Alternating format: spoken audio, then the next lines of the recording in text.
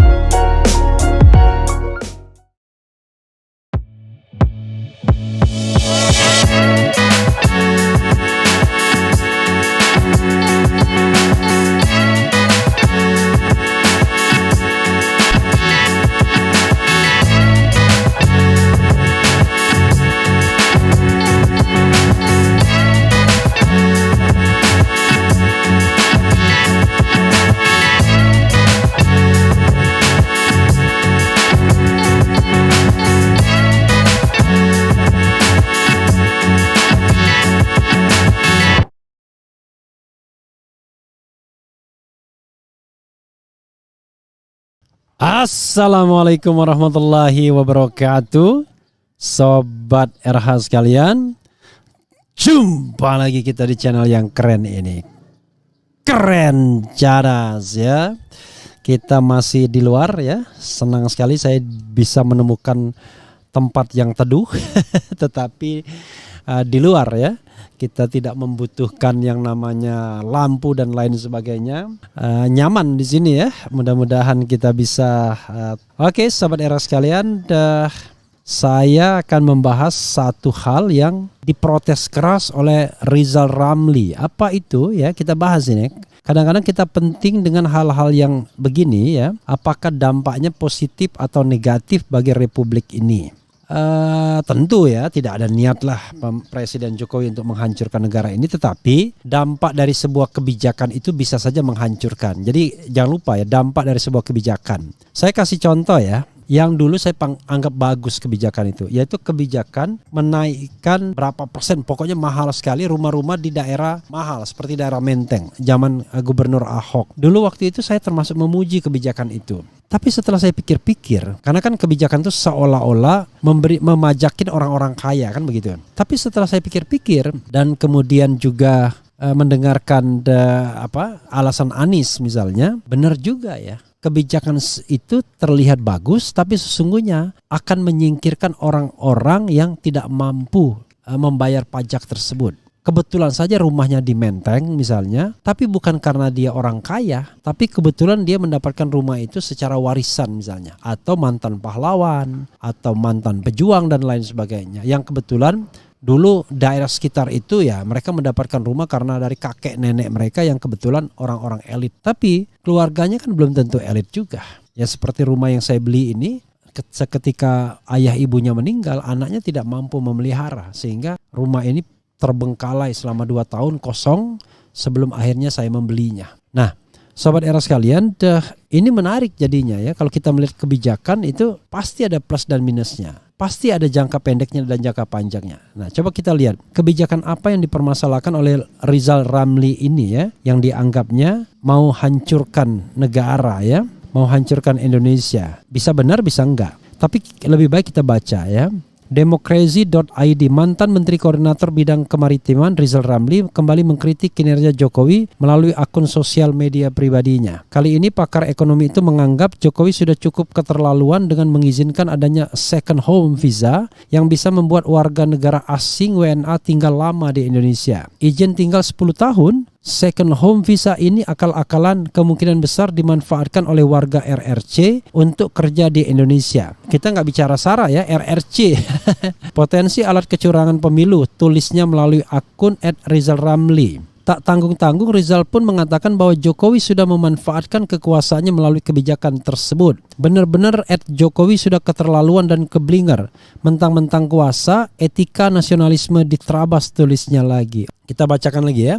Sementara itu, kebijakan second home visa diluncurkan menjelang pelaksanaan konferensi tingkat tinggi KTT G20 dengan tujuan menarik daya tarik wisatawan untuk datang ke berbagai destinasi di Indonesia. Kebijakan ini sendiri diterbitkan pada Selasa 25 Oktober 2022 melalui surat edaran nomor IM seterusnya tahun 2002 tentang pemberian visa dan izin tinggal terbatas rumah kedua. Dengan adanya visa tersebut, WNA dapat tinggal selama 5 hingga 10 tahun dan bebas melakukan kegiatan apapun, salah satunya dalam lingkup perekonomian. Melalui kebijakan ini juga WNA dapat tinggal dan berkontribusi langsung untuk perekonomian Indonesia di tengah kondisi perekonomian global saat ini. Namun tak sembarang warga asing yang bisa mengajukan kebijakan ini. Perlu ada beberapa syarat yang dipenuhi, salah satunya adalah rekening individu maupun penjamin dengan nominal sekurang-kurangnya 2 miliar ya. Oke, jadi ada salah satunya adalah rekening individu maupun penjamin dengan nominal sekurang-kurangnya 2 miliar. Maksudnya rekening yang bersangkutan atau rekening penjaminnya ya. Kita coba lihat ya. Ini ya tweetannya, benar-benar Jokowi sudah keterlaluan dan keblinger. Mentang-mentang kuasa, etika nasionalisme diterabas. Izin tinggal 10 tahun, second home visa ini akal-akalan. Kemungkinan besar dimanfaatkan oleh warga RRC untuk kerja di Indonesia. Potensi alat kecurangan pemilu. Dari CNBC ya, cnbcindonesia.com, RU luncurkan second home visa, WNA bisa tinggal 10 tahun. Kebijakan itu tertuang dalam surat edaran dan lain sebagainya. Ya, menarik ya. Kenapa menarik? Pertama, kok cuma surat edaran ya? Padahal surat edaran itu bukan hukum. How come surat edaran bisa mengalahkan aturan? Coba kita lihat ya, ada nggak aturan yang diterabas dengan second home visa ini? Dan surat edaran itu sekali lagi bukan hukum, bukan aturan. Dia hanya sekedar pemberitahuan saja, tapi biasanya surat edaran itu merujuk pada undang-undang atau aturan di bawah undang-undang. Itu harus jelas ya. Saya nggak ngerti ya, karena bukan I'm not the expert on this issue actually ya. Nah, itu yang pertama. Yang kedua yang harus kita pahami juga ya Sobat Era sekalian, terkait dengan kebijakan ini sendiri. Apa ia menguntungkan ya memberikan second home visa kepada warga negara asing selama 5-10 tahun bisa tinggal dan bebas melakukan kegiatan perekonomian? Apakah dia akan membantu perekonomian Indonesia atau sebaliknya merupakan penjajahan ya? Kalau di polling saya yakin sudah banyak yang menolak ya, tetapi coba aja kita polling ya. Sekadar untuk mengetahui bagaimana aspirasi Sobat Era sekalian dalam konteks ini ya. Coba saya bikin sendiri Sobat Era sekalian ya. Apakah kebijakan second home visa yang memungkinkan warga asing tinggal selama 5-10 tahun, apakah kebijakan second home visa ya yang memungkinkan warga asing tinggal selama 50 tahun dan bebas melakukan kegiatan ekonomi merupakan kebijakan yang patut didukung dan disyukuri ya, patut didukung dan baik bagi Indonesia ya kan. Apakah kebijakan second home visa yang memungkinkan warga asing tinggal selama 5-10 tahun dan bebas melakukan kegiatan ekonomi merupakan kebijakan yang patut didukung dan baik bagi Indonesia ya? A. Kebijakan yang baik ya kan? A. Kebijakan yang baik. B. Kebijakan yang buruk. C. Tidak berpendapat. Apakah kebijakan second home visa yang memungkinkan warga asing tinggal selama 5-10 tahun dan bebas melakukan kegiatan ekonomi merupakan kebijakan yang patut didukung dan baik bagi Indonesia ya? Oke, coba kita lihat ya. Kalau kita bicara tentang satu isu ya, tentang kedaulatan ekonomi, kok terkesan ya masa pemerintahan Presiden Jokowi ini Indonesia for sale, seperti mau dijual. Dalam pengertian begini, betul-betul seperti Presiden Jokowi seperti sales manager. Apalagi ketika dia bicara dengan investor soal come to Indonesia ya kan, we are waiting for you to invest in Indonesia misalnya ya, in the beginning of his presidency when he speech in China ya, kalau tidak salah ya, jadi in front of business people in China. Nah, lalu yang kedua adalah ketika dia menjual dalam tanda kutip ibu kota negara IKN, ya kan? Ya silakan mau dekat dengan ini dan lain silakan come to invest. Saya jadi agak aneh ya, karena why ibu kota negara kemudian seperti for sale, dijual seperti itu. Kalau kita tidak mampu membangun ibu kota negara, kenapa kita harus memaksakan diri untuk membangun? Satu. Yang kedua, ibu kota negara itu kalau kita mau kembangkan sebagai kota bisnis juga, maka tujuan kita membangun ibu kota negara yang tenang, yang aman, yang damai, yang tidak banyak kegiatan, itu kan kemudian tidak terjadi. Seperti kita ingin memindahkan bisnis Jakarta ke ibu kota negara, nanti sama saja. Within 25 years dia akan macet juga di sana, akan nggak benar juga. Padahal yang kita inginkan adalah memisahkan sentra-sentra ekonomi kan. Jadi biarkan perekonomian berpusat di Jakarta tapi pemerintahan di IKN kan, kira-kira begitu. Tapi masalahnya adalah kemampuan untuk membangun ibu kota negara itu yang makin nggak ada, makin nggak kuat. Karena itu adalah IKN for sale, Indonesia for sale, and then we give you visa for 5 until 10 years as a second home visa ya. Jadi agak miris juga. Apakah tidak ada alternatif lain untuk katakanlah quote unquote menyelamatkan Indonesia ya, agar rakyat Indonesia ini bisa makan tanpa harus betul-betul membuka Indonesia seperti for sale. Atau kalau iklimnya memang kompetitif, orang akan datang. Tidak perlu kita seperti menjadi sales manager, apalagi dilakukan oleh seorang presiden. Tapi ya saya sebenarnya tidak bisa berpendapat lebih jauh karena ya actually it is not my expertise. Tetapi tentu omongan Rizal Ramli ini kan bukan omongan yang sembarangan juga, karena secara dia pun ekonom yang paham betul ya. Kalau kita ngomong tentang dengan Rizal Ramli misalnya, dia selalu merasa yakin ada alternatif dari keterpurukan ini ya. Yang paling penting adalah katanya keberpihakan. Kalau kita punya budget terbatas, keberpihakan kita kemana? Apakah keberpihakan kita kepada elit yang kecil ya, menengah ke atas, atau keberpihakan kita ke menengah ke bawah? Itu yang jadi persoalan sebenarnya. Kalau keberpihakan kita ke menengah ke atas ya memang mereka bisa menyedot uang negara itu gila-gilaan. Tapi kalau menengah ke bawah membangun perekonomian rakyat misalnya, walaupun itu tidak disukai oleh oligarki yang mengantarkan seorang presiden misalnya, tapi paling tidak kebijakan itu akan membuat perekonomian rakyat tumbuh. Lalu Rizal juga misalnya underlining soal ketahanan pangan. Beberapa waktu yang lalu Presiden Jokowi kemudian bicara tentang proyek ketahanan pangan di daerah Kalimantan. Ternyata jalannya tidak baik juga ya, karena semua orang dikasih.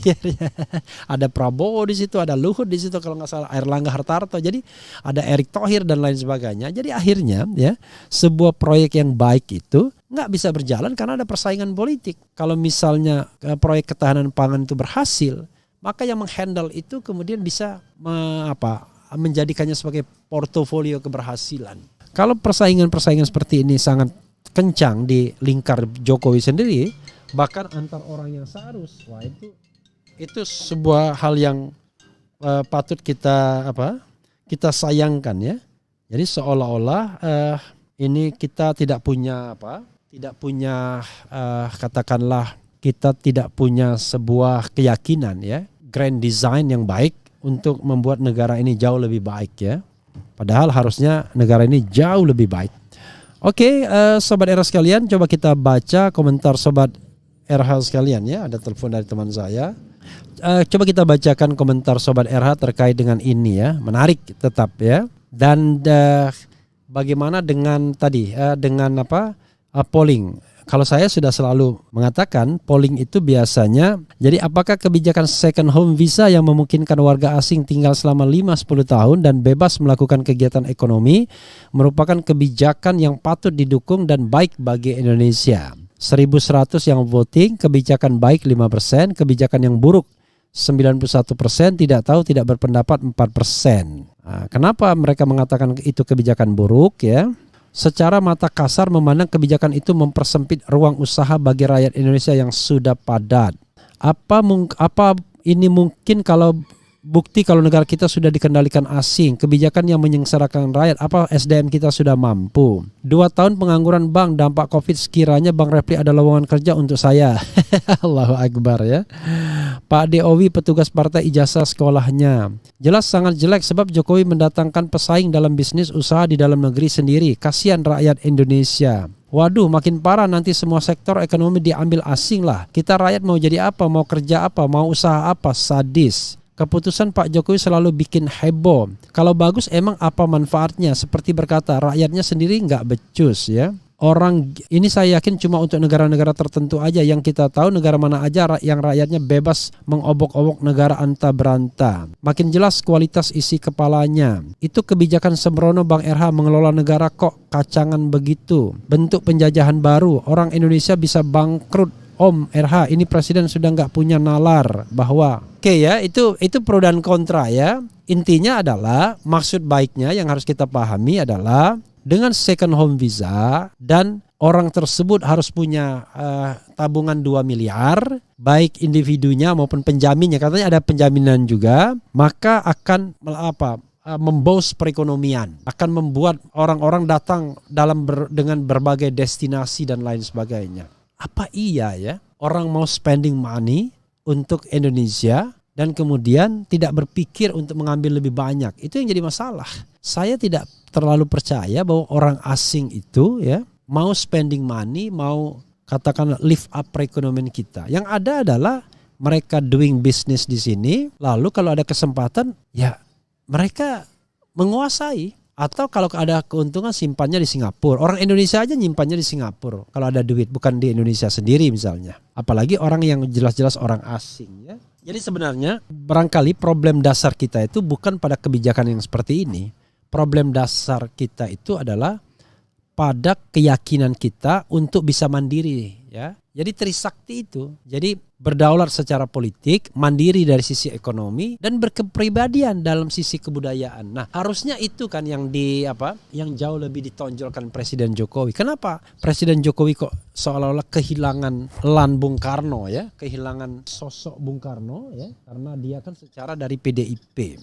Harusnya dia jauh lebih jauh lebih nasionalistik ya, tidak Indonesia for sale. Jadi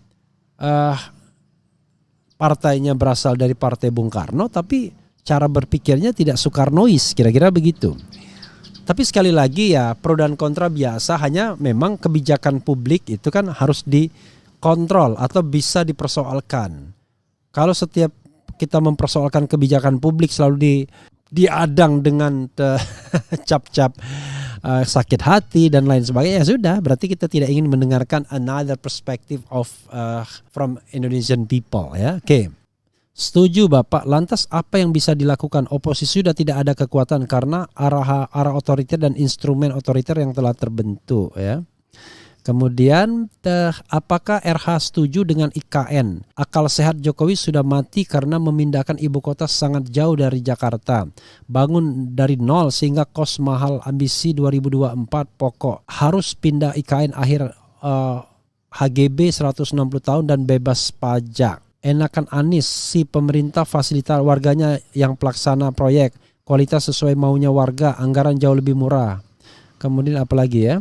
Maksud baiknya kalau banyak yang lady blonde nggak apa Bung Era, bakal calon bini lebih banyak, perbaikan keturunan, hehehe. Allahu Akbar ya. Oke, karena dulu ya orang asing juga udah pinter. Ketika orang asing itu tidak boleh punya bisnis sendiri, tidak boleh rumah sendiri, dia kawinin orang Indonesia, lalu properti dia atas nama istrinya, tapi de facto dia yang memiliki. Nah, bukannya kita menertibkan hukum, kan harusnya ditertibkan untuk hukum tuh, disita tuh yang kayak begitu. Kita malah kasih karpet merah, ya sudahlah sekalian aja orang asing boleh memiliki properti. Jadi cara kita begitu, daripada gelap-gelapan, ya sudahlah orang asing kasih saja second home visa selama 5-10 tahun ya. Oke, saudara sekalian, padahal kita punya isu tentang ketenaga kerjaan, kedaulatan dan lain sebagainya. Tapi sekali lagi ya, ini pro dan kontra yang harus kita kaji dengan baik. Tentu Istana, Jokowi dan timnya punya another perspektif. Tetapi asal jangan sekedar membela kebijakan rezim, ya, harus juga kritis. Nah, makanya kita harus berani untuk critical thinking. Saya tidak berpretensi bahwa apa yang saya sampaikan ini benar. Saya hanya menyampaikan apa yang disampaikan Rizal Ramli. Dan menurut saya ya itu baik, karena mewarning jangan sampai kedaulatan kita kemudian diserahkan ke asing. Mengenai TKA Cina saja misalnya, yang datang dengan rombongannya banyak orang yang sudah protes, ya. Lama-lama mereka tidak mau pulang. Dengan second home visa mereka datang semua ke sini. Ya, yang dapat second home visanya 1-2 orang, yang lainnya jadi pendatang gelap. Dan ketika mereka mau dideportasi dan lain sebagainya, penguasa lokal, aparat lokal bisa dibeli. Kan berat sekali. Jadi salah satu dokumen ya yang pernah saya lihat, dokumen Rusia ya, itu mengatakan bahwa salah satu menundukkan Indonesia dengan membeli elitnya, baik di pusat maupun di daerah. Mereka akan lihat siapa elit di negara tersebut yang punya pengaruh, mereka akan beli, baik di pusat maupun di daerah. Jadi kalau di daerah mungkin mereka akan beli gubernur, bupati, wali kota, maka hilanglah kedaulatan kita. Karena tadi salah kelola, termasuk juga bagaimana election ini gak karu-karuan mahalnya, dan itu justru di-trigger oleh elit-elit Senayan sendiri, bahkan oleh istana. Ya, salah satunya adalah kebijakan mempertahankan presidensial threshold di pilkada, sehingga menjadikan partai itu pusat pembohiran. Jadi calon-calon kepala daerah itu harus datang ke partai, bayar sekian untuk sewa perahu, maka yang terjadi adalah kepala-kepala daerah itu kemudian utang jasa dan lain sebagainya. Ya, sahabat era sekalian, itu saja ya. Nanti kita lanjutkan dengan isu-isu lainnya. Saya senang sekali di sini walaupun agak siang, ternyata saya terlindungi dingin gitu. Dan terbuka, karena kalau di dalam banyak lampunya dan kemudian membuat saya gampang capek karena harus melihat lampu ya. Nah, tapi saya masih bisa santai di sini. Kita nanti akan bikin lebih santai lagi. Mudah-mudahan kita bisa terus update ya. Setelah ini ada berita menarik mengenai dugaan bahwa tim Sambo itu juga ada di balik KM50 ya. Jangan lupa ya, tim Sambo ada di balik KM50. Wassalamualaikum warahmatullahi wabarakatuh.